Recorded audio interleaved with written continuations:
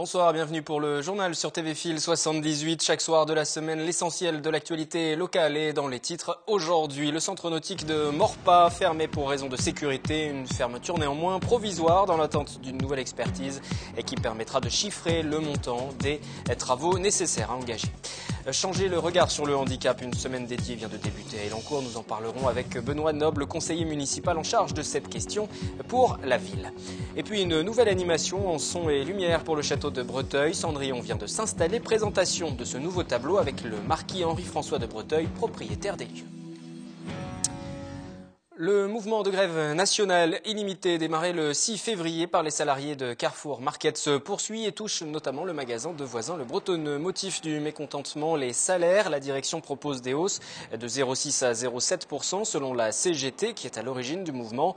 Ces représentants qui manifestent ponctuellement devant l'enseigne afin d'interpeller les clients évoquent aussi les bénéfices en hausse de plus de 10% de la direction. Les clients qui sont aujourd'hui 20 000 à avoir signé à travers la France une pétition de soutien. On voit actuellement une direction, au niveau de Carrefour, groupe Carrefour actuellement a des augmentations de 11,9%, soit à peu près 1 milliard 040 de bénéfices. Et on voit bien que là, il y a quelque chose qui ne colle pas. On voit qu'une chose pour l'instant, c'est que l'actionnariat, il est en train de se remplir les poches et les salariés sont en train de voir leur salaire tout à fait diminuer. À savoir que chez nous, quand même, de ce côté-là, on a un côté de surendettement de plus en plus. On voit des gens qui demandent des acomptes de plus en plus de bonheur. Donc on travaille aujourd'hui dans des conditions de travail qui sont quand même catastrophiques. Et ça, c'est pas pris en considération.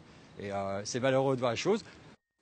Voilà, donc maintenant pour ce sujet concernant le centre nautique de Maurepas fermé, une mesure prise en urgence par le maire de la commune et qui va impacter plus de 270 000 utilisateurs, centres scolaires, associatifs ou encore particuliers. La raison de cette décision, une sécurité qui ne peut plus être assurée avec des millions d'euros de travaux à réaliser. Les précisions, Mélanie Poquet et William L. Les portes sont closes depuis vendredi dernier pour des raisons de sécurité. Grégory Garestier, maire de Maurepas, a pris un arrêté municipal après la prise de connaissance il y a quelques mois d'un audit réalisé en 2009. Les dangers se situent notamment au faux plafond et également sur la charpente elle-même. Alors le faux plafond, les fixations sont totalement endommagées et corrodées, donc il y a un risque de chute sur le public. Et sur la structure elle-même, on est au-delà de la corrosion maximum. Il y avait déjà eu la chute d'un élément du faux plafond bien avant, en 2006 ou 2007, je crois bien. À la suite de ça, un filet a été installé pour protéger le public, mais une plaque du faux plafond est également cette fois-ci tombée il y a un peu plus d'1 an. Selon un audit complémentaire demandé par la municipalité actuelle, les travaux s'évalueraient à 2 millions d'euros pour la charpente seulement. Le centre nautique accueille plus de 170 000 utilisateurs par an, dont 40 000 scolaires qui viennent de Maurepas, Elancourt et Coignères. Datant de plus de 40 ans, la structure n'a jamais été rénovée. Là, on est dans une mesure d'urgence. Tous les scénarios sont envisageables, fermeture définitive, destruction, reconstruction, réaménagement de celle-ci. Pour le moment, on n'en est pas là. Mais en tout cas, ma volonté de maire, c'est d'avoir un centre nautique sur la ville de Maurepas. En attendant qu'une décision soit prise, la commune va étudier diverses solutions pour organiser une répartition des usagers sur les piscines alentours. La fermeture d'urgence durera jusqu'au 3 mai prochain. Et le maire de Maurepas, Grégory Garestier, qui sera l'invité du journal demain, mercredi, pour revenir sur cette décision. En attendant, que pensez-vous de cette fermeture? Vos réponses, c'est au micro de William L. Si c'est sécurité, ça paraît utile, oui. Dans quel cas, la fermeture me paraît en effet justifiée. Écoutez, si c'est une question de sécurité, je crois qu'il n'y a pas le choix. Parce que moi, j'habite le Ménil, on nous a déjà fait le coup. Alors vous me direz, ça ne me concerne pas, mais fermer pour réparation les centres nautiques pendant la période d'été, c'est quand même pas très judicieux. Ok, c'est logique. Cette piscine, je la connais depuis 30 ans et elle n'a jamais changé, toujours pareil. Donc, et puis il n'y a pas assez de choses pour les enfants, donc moi ça me dérange pas du tout, parce que de toute façon j'y allais plus. J'habite Maurepas, mais j'ai trouvé mieux ailleurs, donc. C'est dommage, c'est très très dommage. Mais si ça avait été fait avant, les travaux, il n'y aurait pas tout ce qu'il y a à faire maintenant. Information pratique, l'autoroute A13 sera fermée ce soir dès 22h et jusqu'à 5h du matin dans le sens Paris-Province. À partir de Poissy, la direction des routes d'Île-de-France procédant à la dépose d'un portique de sécurité endommagé suite à un récent accident. Il vous faudra donc prendre la déviation à partir de la sortie numéro 7, déviation empruntant la D153 et la D113. Soyez attentifs à la signalisation pour éviter les mauvaises surprises. Benoît Noble, bonsoir. Vous êtes conseiller municipal à Elancourt, délégué à la question de la sécurité civile, de la prévention et des risques et du handicap également. En plateau ce soir à l'occasion de la semaine du handicap qui débute, 12e édition jusqu'au 11 avril. Le but d'une telle opération pour la municipalité, c'est changer le regard déjà sur le handicap. Absolument, parce que aujourd'hui, quand on parle de handicap, on parle surtout de problèmes d'accessibilité. Vous connaissez la loi de 2005 qui est en train de se prolonger jusqu'au 1er janvier 2015 et qui aujourd'hui rencontre de grosses difficultés. Donc quand on parle de handicap, on parle d'accessibilité et d'accès aux services publics. Mais on ne pense pas au reste. Au reste, c'est le regard sur la personne qui porte un handicap. Et la commune d'Elancourt a eu une très bonne idée il y a une douzaine d'années, donc c'est aujourd'hui d'ailleurs, cette semaine, la 12e édition, qui consiste non pas à porter le regard factuel sur un handicap, mais un regard plus élargi, élargir le champ des possibles, comme on dit très souvent en ce moment, et échanger avec les personnes qui sont porteuses d'un handicap, pas forcément les handicaps visibles, mais les handicaps aussi invisible. On va parler de la programmation dans un instant, mais juste un mot peut-être tout de même sur le factuel. Vous l'avez évoqué, cette loi sur l'accessibilité qui oblige les bâtiments publics à être aux normes. Ça a été prolongé, il y a un délai supplémentaire qui a été accordé. Juste sur la ville d'Elancourt, vous en êtes où de cette mise aux normes autour du handicap? Alors nous avançons, nous avons une chronologie dans nos actions. Vous n'êtes pas sans savoir que les baisses de dotation de l'État nous ont pénalisés, mais on arrive à faire des balances financières. Mais ça, je laisse le soin à notre adjoint aux finances de trouver les solutions avec M. Fourgous, notre maire. On avance. Vous savez que cette loi consiste surtout pour les établissements recevant du public, les ERP, donc de catégorie 1 à 5, qui en fonction du nombre de populations ou de publics qu'ils reçoivent, se doivent de se régulariser. Mais ce serait très long et très technique de vous exposer ce dossier. On pourrait faire un débat. En tout cas, c'est pas mis de côté. Ah non, bien au contraire. Nous avançons, nous développons, nous favorisons l'accessibilité et on est même largement devant un grand nombre de nos petits camarades. Alors vous l'avez dit, c'est très large. Il n'y a pas que à savoir accueillir le public avec des locaux adaptés. Il y a le regard qu'il faut changer et le public aussi rentre en contact avec les agents de la ville. Est-ce que ces agents sont formés? Ça fait partie de la politique de la ville? Tout à fait. Donc la formation, la sensibilisation. Nous avons deux élus, Martine de Toublon et Michel Lourier, qui sont très actives avec le Centre d'action sociale qui développe cette accessibilité au handicap. Accessibilité, je parle de ça pour tout le monde, c'est-à-dire connaître et découvrir le handicap. Le personnel communal en a le profit, mais également les enfants des écoles maternelles, des centres aérés, et puis plus largement au grand public pour qu'on ait cette vision un peu macro du problème du handicap. Il existe un service dédié au handicap sur la ville d'Elancourt. Intégré au sein de l'action sociale, mais composé par la mutualisation des compétences et des volontés de l'ensemble des services. Et ça consiste en quoi ce service? On y trouve quoi? Des renseignements pratiques, un accueil spécifique, spécialisé? Alors sur ce type de problème, selon, vous avez la partie administrative et la partie technique. Donc la partie technique, on en a parlé, c'est l'accessibilité et tous les problèmes de déplacement, liés au déplacement. Skybus d'ailleurs travaille énormément sur ce projet, j'ai eu l'occasion de les rencontrer il y a peu de temps. Et sur l'aspect administratif et l'aspect humain, c'est-à-dire aider les personnes qui ont besoin, et on n'a pas encore été assez loin dans ce domaine, mais bon, on ne va pas jeter la pierre, aider ces personnes, les accompagner pour pouvoir résoudre des problèmes du quotidien, tant financiers qu'administratifs qu'ils rencontrent. L'échange, c'est le mot d'ordre de cette semaine sur Elancourt qui vient de s'ouvrir et qui va débuter jusqu'au 11 avril. Cet échange, justement, c'est difficile de créer du lien ou tout simplement de changer un petit peu le regard sur les personnes en situation de handicap. Comment on peut faire changer tout ça? Alors tout à l'heure, on a échangé également sur les risques. Les gens, la population en règle générale, ne se sent concernée par le handicap que quand elles ont une personne qui est touchée par ce même handicap. Et d'où notre échange de tout à l'heure sur le handicap invisible qui touche énormément de personnes. En France, le handicap, c'est 15% de la population. C'est énorme. On a des centaines de milliers de personnes en fauteuil, donc qui ont ces problèmes d'accessibilité. Mais il y a l'autre regard qui consiste à mettre en avant l'aspect humain, connaître l'autre et avoir une vision complètement différente des handicaps qui peuvent se gérer au quotidien. Et ça passe aussi, cet échange, ce changement de regard, par le sport. Il y a beaucoup de partenaires du monde associatif sportif qui, sur cette semaine, les associations de Montigny-le-Bretonneux ou encore d'Elancourt qui font du hand-fauteuil, par exemple. Ça fait partie des animations de la semaine. Oui, nous avons la l'association Elancep, Discover, enfin d'autres associations que je ne cite pas, qui sont très actives dans ce domaine. Vous parliez de handball, vous aurez demain soir, d'ailleurs j'y serai présent, à 20h30, une démonstration de match de handball en fauteuil et la possibilité pour le public d'essayer le fauteuil pour voir un petit peu dans quelles conditions le regard n'est pas le même et l'évolution n'est pas la même. Donc c'est pédagogique, c'est ludique et on va s'amuser. Pendant que nous parlons, ce sont quelques images de Montigny-le-Bretonneux qui organise aussi régulièrement sa semaine de handicap qui sont diffusées. Quant aux images concernant le hand fauteuil de demain sur Elancourt, vous les verrez sur TVFil dans une prochaine édition du journal. Tout au long de l'année, la ville soutient les différentes associations justement qui aident à la sensibilisation au handicap. Quelle est un peu la politique de la ville dans ce domaine? Alors la politique, donc avec les personnes que j'ai citées tout à l'heure, c'est effectivement de maintenir un lien tout au long de l'année et pas seulement sur la semaine du handicap, ce serait trop facile. Donc ce lien social permanent avec les personnes à mobilité réduite, parce qu'on parle aussi des personnes âgées, nos seniors, qui parfois ont des problèmes de mobilité, qui ne sont pas des personnes porteuses d'un handicap au sens du dictionnaire, mais avec des problèmes d'arthrite, donc de déplacement, de pénibilité. Et là, notre service social avec des gens adorables est très, très pertinent dans ce domaine et va toujours à la rencontre chaque jour, les accompagne dans des déplacements, reste à leur disposition pour pouvoir échanger avec eux, traiter de leurs problèmes au quotidien ou quelle que soit la nature du problème. Et ça, c'est franchement sur Elancourt, c'est plus un effort, c'est une continuité depuis 12 ans et ça ne va qu'en s'améliorant.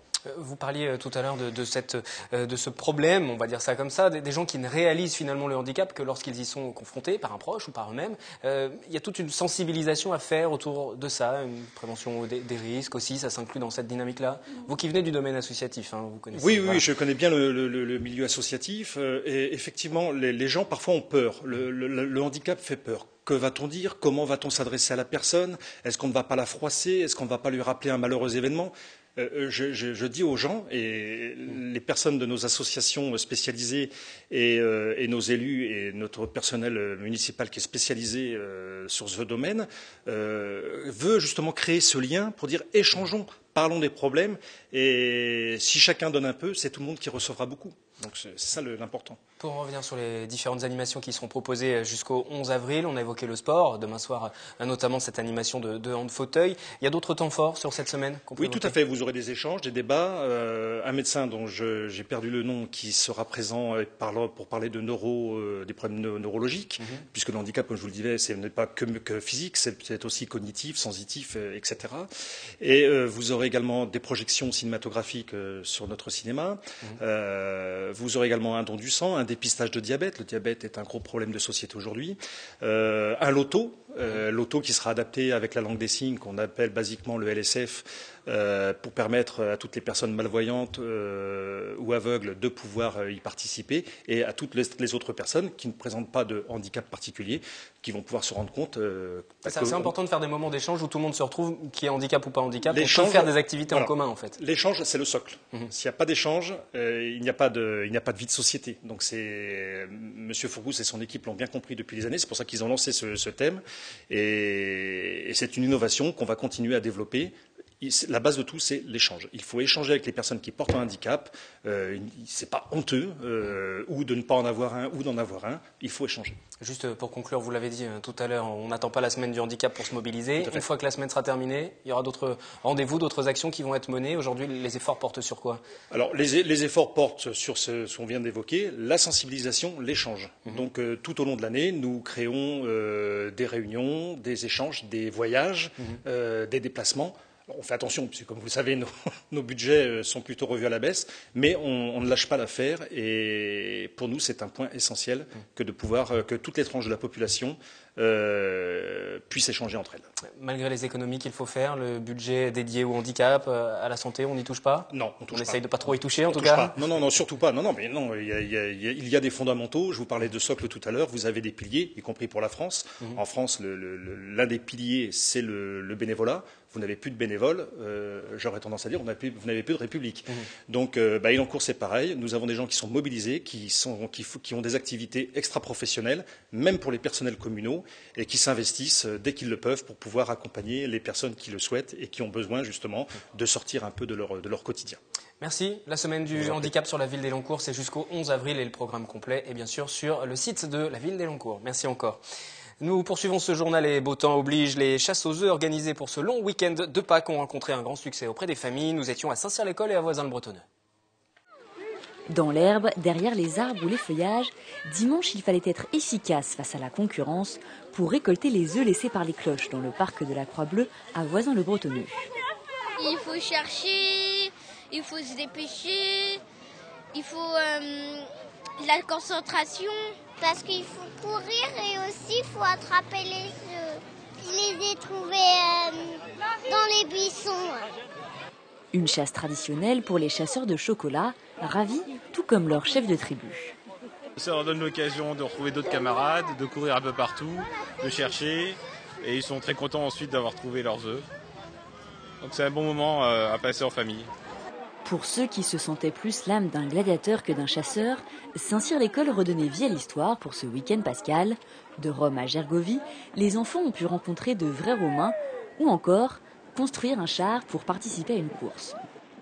On a décoré notre char à notre façon. Après, on a fait la course, mais on n'a pas gagné. C'était bien, un truc en famille. Là, ma fille a fait le parcours Rome et ça a l'air intéressant pour leur âge. Et donc, je suis venue avec une amie.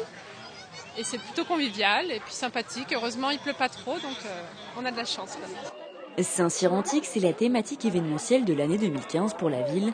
Escalade d'un menhir, énigmes, jeux d'adresse, les Gaulois et les Romains étaient partout. Et tu préfères les Romains et les Gaulois ou le chocolat? Le chocolat. Mais pas suffisamment pour voler la vedette au chocolat. Voilà donc pour ce sujet consacré à la chasse aux œufs. Et cette chasse aux œufs a aussi été proposée aux enfants qui se sont rendus au château de Breteuil, traditionnel rendez-vous. Et ils ont eu le droit aussi, ces enfants et leurs familles, à un petit bonus. L'établissement dévoilait un son et lumière dédié à Cendrillon. 3 mois de travail nécessaires pour la réalisation de ce tableau animé. C'est le 4e après La Belle au Bois dormant, Le Petit Chaperon Rouge ou encore Le Chat à beauté. William L. Cendrillon rechausse ses souliers au château de Breteuil. Le célèbre conte de Perrault est mis en scène dans un spectacle son et lumière de 4 minutes et c'est juste le temps qu'il faut pour retomber en enfance. Si j'ai choisi Cendrillon, c'est parce qu'il y a ce double aspect de, comme je le disais, à la fois de la pauvreté et de la réussite, en quelque sorte, par cette belle princesse. Et puis je dirais que la seconde raison, c'est la sortie du film de Walt Disney, qui est magnifique, que j'ai vu. Après le dessin animé bien connu, j'ai trouvé que c'était bien pour Breteuil de sortir au même moment que le film. Ce spectacle, comme un écho au film de Disney, a tout de même nécessité 3 mois de travail, l'animation des nombreux personnages étant essentiellement basée sur les jeux de lumière. C'était quelque chose finalement d'assez complexe. Il fallait fabriquer les chevaux, il fallait bien sûr fabriquer le personnage, la bande-son faite en studio, ensuite la coordination entre la bande-son et les éclairages. Donc c'était un long et patient travail. Ici, l'histoire n'est pas racontée en entier. Elle s'arrête à la fin du bal lorsque Cendrillon abandonne sa pantoufle, l'occasion de relire la fin en rentrant chez soi. J'ai adoré. Franchement, je pensais pas que c'était ça aussi beau, je pensais pas. Ce qui m'a plu, c'est surtout la façon, enfin, la rapidité. D'abord, ils mettent le papier, ensuite ils mettent la marionnette et ils remettent le papier en vitesse. C'est incroyable. C'est le 4e conte de Perrault qui est mis à l'honneur au château de Breteuil, l'écrivain ayant été proche de Louis de Breteuil, à l'époque contrôleur des finances de Louis XIV. Et pour profiter du spectacle, rendez-vous tous les dimanches aux écuries du château, avant minuit évidemment. Du sport à présent avec la Guyancourse qui faisait son retour ce week-end après l'annulation de l'édition 2014 pour cause d'élections municipales. 4 courses étaient au programme, 3 courses jeunes à partir de 8 ans, la course principale de 10 km ouverte à partir de 16 ans, le A Saint-Quentin en Yvelines toujours en charge de l'organisation. Mickaël Elmidoro et Elodie Moine pour les images. Une grande boucle dans la nature, un parcours vallonné de longues lignes droites sur la route. Bienvenue sur la Guyancourse. Ce dimanche pour cette 21e édition, 311 courageux ont pris le départ des 10 km. Les sportifs ont une nouvelle fois souffert pour atteindre la ligne d'arrivée.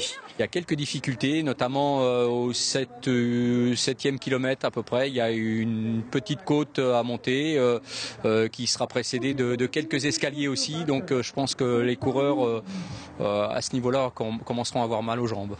C'était une course difficile cette fois-ci parce qu'ils ont eu la très bonne idée de nous mettre des escaliers au milieu du parcours, juste avant une petite côte. Donc c'était le double effet qui se coule. Avec un grand soleil printanier, des températures plutôt douces, le temps était idéal ce dimanche pour réaliser des performances.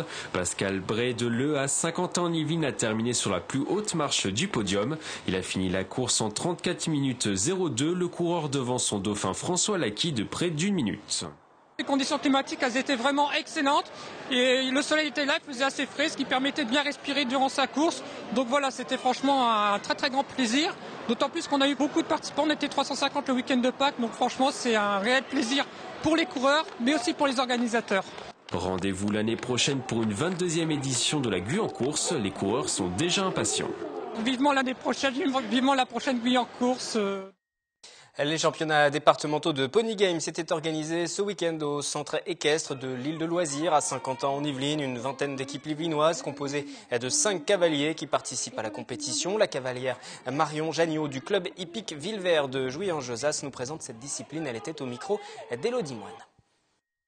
Le Pony Game, c'est surtout des jeux de rapidité, d'agilité, de patience parfois, d'équipe, parce que l'esprit d'équipe est très important et voilà. Il y a des jeux avec des balles, des cônes des balles à poser sur les cônes, des cartons à mettre dans des seaux. C'est très divers. Ça bouge, ça envoie. On change du seau dress basique. Il y a l'esprit d'équipe que je trouve génial et voilà. Et du côté des résultats, c'est le club hippique Villevert de Jouy qui l'a justement emporté. Pour connaître l'ensemble des résultats sportifs du week-end sur notre secteur, rendez-vous dans quelques minutes avec Mickaël Elmidoro et le 7-8 Sport. Exceptionnellement, un mardi, lundi, nous avons donc célébré Pâques. Le journal, en tout cas, revient demain aux mêmes horaires. Le replay sur notre site internet. Excellente soirée.